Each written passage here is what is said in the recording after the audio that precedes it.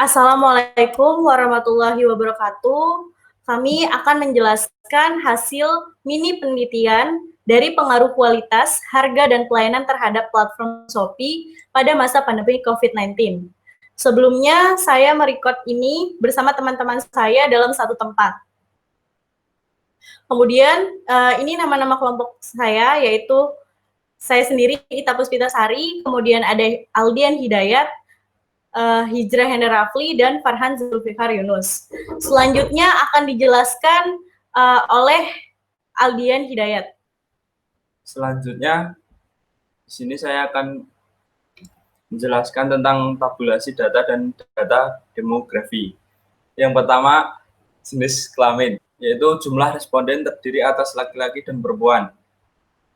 Jumlah responden berjenis laki-laki sebanyak 64 responden dengan tingkat persentase 31,68%. Jumlah responden perempuan berjumlah 138 dengan tingkat persentase 68,32%. Selanjutnya, usia. Jenis usia responden lebih dari 20 tahun sebanyak 86 responden dengan tingkat persentase 42,57%. Jenis usia responden 20 sampai 30 tahun sebanyak 104 responden dengan tingkat persentase 51,49%. Selanjutnya, jenis usia responden 31 sampai 40 tahun sebanyak 8 responden dengan tingkat persentase 3,96%. Yang terakhir, jenis usia responden lebih dari 40 tahun sebanyak 4 responden dengan tingkat persentase 1,98%.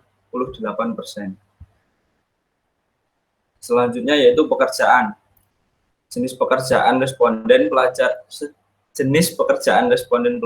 sebanyak 28 responden dengan tingkat persentase 13,86%.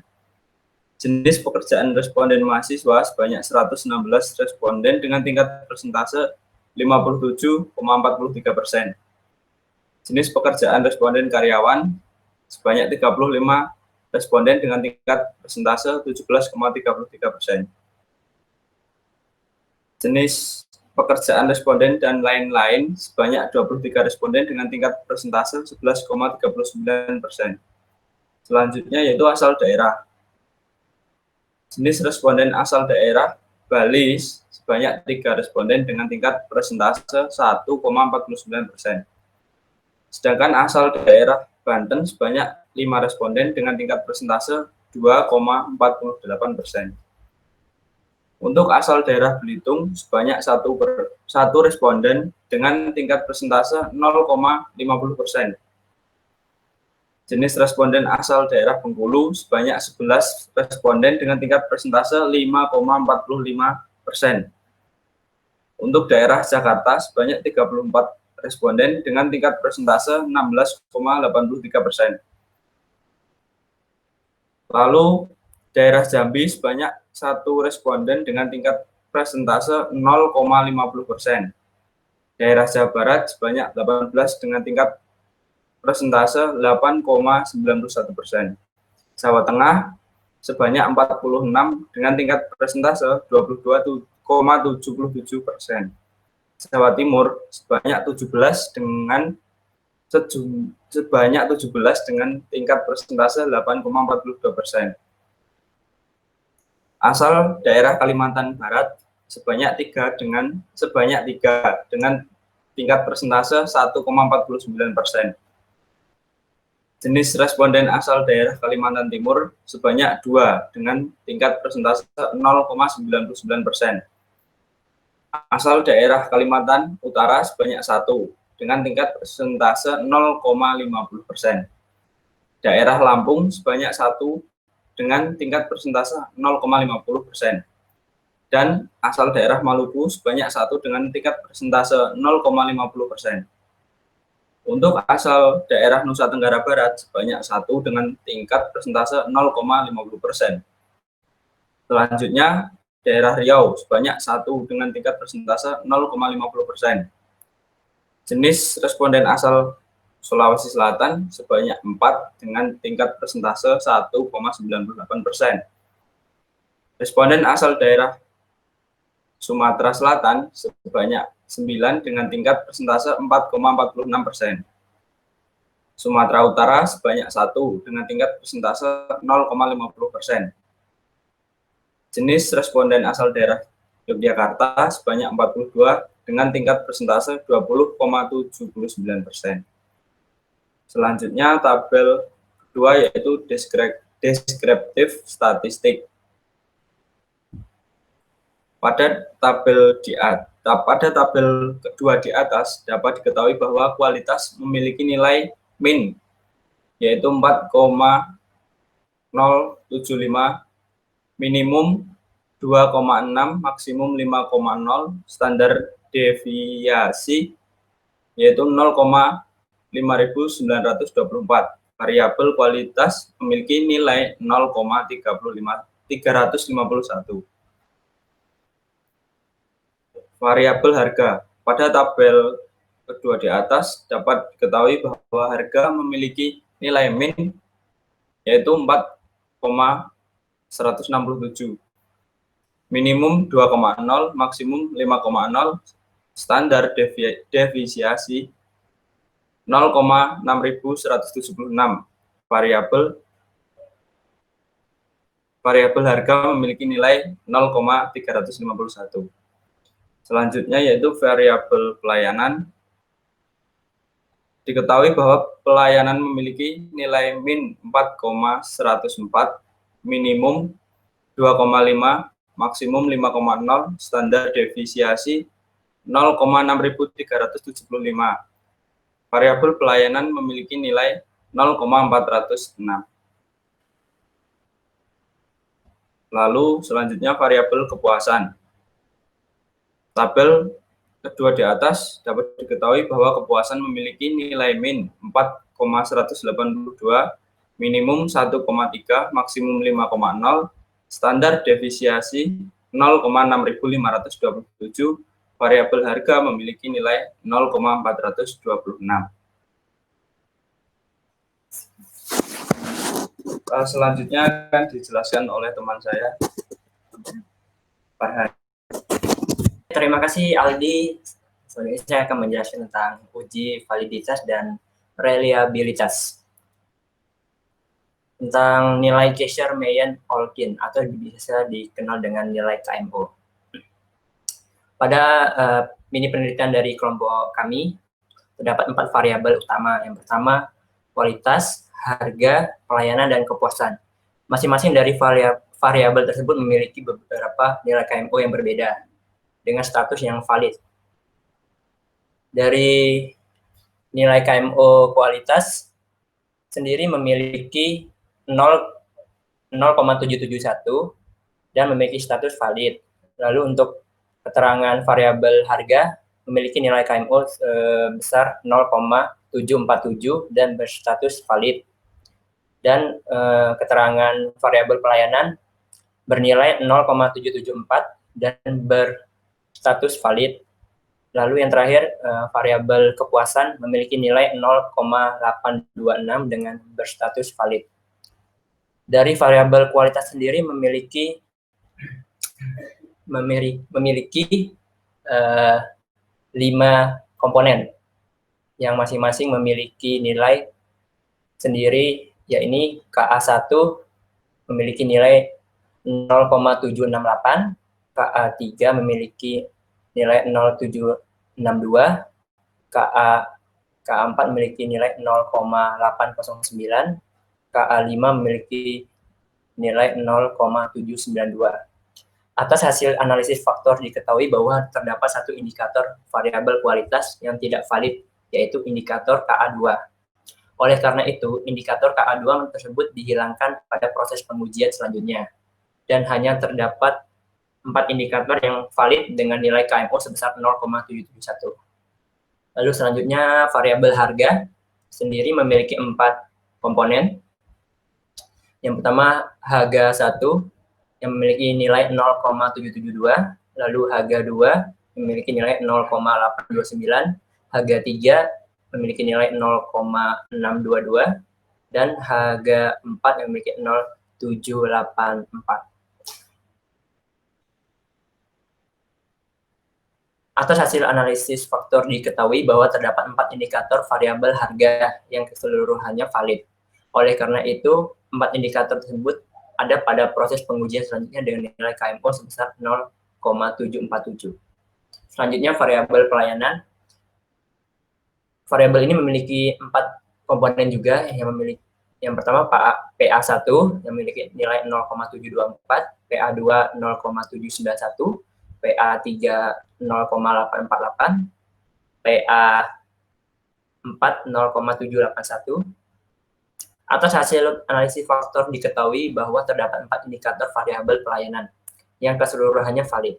Oleh karena itu, 4 indikator tersebut pada proses pengujian selanjutnya dengan nilai KMO sebesar 0,774. Yang terakhir, variabel kepuasan juga memiliki 4 komponen. Yang pertama, KP1 yang memiliki nilai 0,858, KP2 0,860, KP3 0,821, dan KP4 0,873. Atas hasil analisis faktor diketahui bahwa terdapat 4 indikator variabel kepuasan yang keseluruhannya valid. Oleh karena itu, 4 indikator tersebut pada proses pengujian selanjutnya dengan nilai KMO sebesar 0,826. Selanjutnya, nilai Cronbach alpha. Nah, ini juga sama, memiliki 4 variabel, kualitas, harga, pelayanan, dan kepuasan, tetapi memiliki nilai KMO yang berbeda juga. Lalu, pada variabel kualitas sendiri, pada tabel ini dapat diketahui nilai Cronbach alpha kualitas bernilai 0,777, oleh karena itu variabel kualitas dikatakan reliable.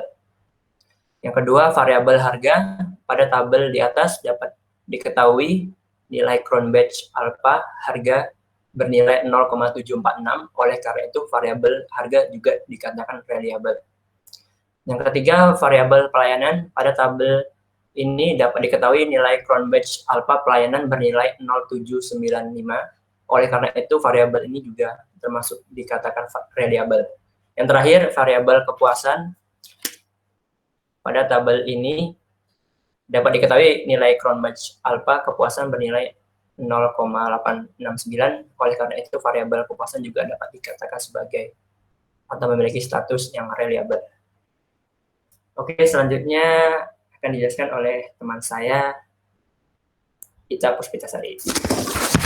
Oke, saya di sini akan menjelaskan uji asumsi klasik, yaitu uji multikolinearitas.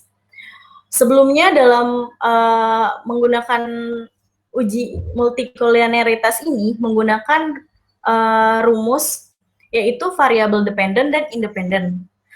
Sebelumnya data ini digunakan data yang valid saja sehingga rata-rata yang digunakan itu akan berbeda. Pada tabel ini diketahui bahwa variabel kualitas mempunyai nilai toleransi 0,61 lebih besar dari 0,1 dari nilai VIF 1,664 kurang dari 10, sehingga data terbebas dari multikolinearitas.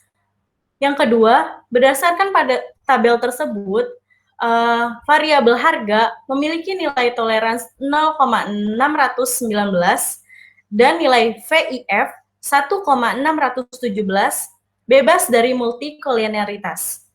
Kemudian variabel pelayanan, nilai toleransinya 0,476 lebih besar dari 0,1 dan nilai VIF 2,103 kurang dari 10 sehingga data terbebas dari multikolinearitas.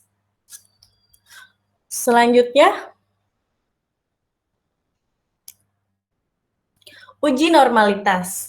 Pada uji normalitas ini, hasil pengujian normalitas menggunakan uji one sample Smirnov diketahui bahwa nilai ASIEM signifikan 0,000 lebih besar dari 0,05 sehingga data berdistribusi tidak normal. Kemudian ada uji heterokedastisitas yaitu berdasarkan pada tabel tersebut, nilai variabel kualitas mempunyai nilai signifikan 0,005 kurang dari 0,05 sehingga data tersebut terjadi gejala heteroskedastisitas. Kemudian pada tabel tersebut variabel harga mempunyai nilai signifikan 0,813 lebih dari 0,05 sehingga data tersebut terbebas dari heteroskedastisitas. Kemudian berdasarkan tabel 7 di atas, variabel pelayanan mempunyai nilai signifikan 0,945 lebih dari 0,05 sehingga data tersebut bebas dari heteroskedastisitas. Kemudian akan dijelaskan oleh rekan saya yaitu Rafli. Selanjutnya itu ada uji hipotesis. Di uji hipotesis itu ada uji regresi. Berdasarkan tabel tersebut, diketahui bahwa nilai sig untuk variabel kualitas itu sebesar 0,000 lebih kecil daripada angka yang sudah ditetapkan, yaitu 0,05, sehingga hipotesis dari variabel kualitas itu dapat diterima. Untuk sig variabel harga, itu ada 0,001, lebih kecil juga daripada angka yang sudah ditetapkan, 0,05, sehingga variabel harga tersebut dapat diterima hipotesisnya. Untuk variabel pelayanan, itu ada 0,000, lebih kecil juga daripada angka yang sudah ditetapkan, 0,05, sehingga hipotesisnya dapat diterima. Jadi dapat disimpulkan bahwa ketiga variabel tersebut berpengaruh terhadap tax evasion. Dari uji regresi itu, ada persamaan regresi yang rumusnya Y sama dengan A plus BX, di mana Y itu adalah tax evasion, A itu adalah B, dan BX. Jadi TE sama dengan A ditambah B KA kualitas ditambah B HG harga dan B PA pelayanan ditambah E. E itu adalah error. Jadi apabila dimasukkan angkanya, TE sama dengan 0,240 ditambah BKA-nya 0,245 ditambah BHG-nya 0,182 dan BPA 0,532 ditambah error. Jadi apabila ditemukan jika nilai KA sama dengan 10, HG 15, PA 20, dan E 15, maka hitunglah nilai TE. Jadi dapat dihitung TE sama dengan 0,240 ditambah 0,245 dikali 10 ditambah 0,182 dikali 15 ditambah 0,532 dikali 20 dan ditambah E-nya 15. Jadi dapat ditemukan hasil 31,06 untuk tax evasion. Itu merupakan nilai prediksi. Selanjutnya itu ada tabel ANOVA. Dari tabel ANOVA tersebut diketahui nilai sig-nya itu adalah 0,00, lebih kecil daripada angka yang sudah ditetapkan yaitu 0,05, sehingga hipotesis dalam penelitian ini diterima. Oleh karena itu, variabel kualitas, harga, pelayanan secara bersama-sama itu berpengaruh terhadap tax evasion. Selanjutnya itu ada model summary. Dari model summary tersebut, untuk R kuadrat atau R square-nya itu variabel kualitas, harga, dan pelayanan itu dapat menjelaskan sebesar 0,668 apabila dipresentasikan menjadi 66,8% itu dari tax evasion, dan sisanya sebesar 33,2% itu dijelaskan oleh variabel lain atau variabel error. Selanjutnya itu ada adjusted R square. Itu variabel kualitas, harga, dan pelayanan itu berpengaruh terhadap tax evasion sebesar 0,663 atau 66,3%. Dan sisanya sebesar 33,7% itu dipengaruhi oleh variabel lain.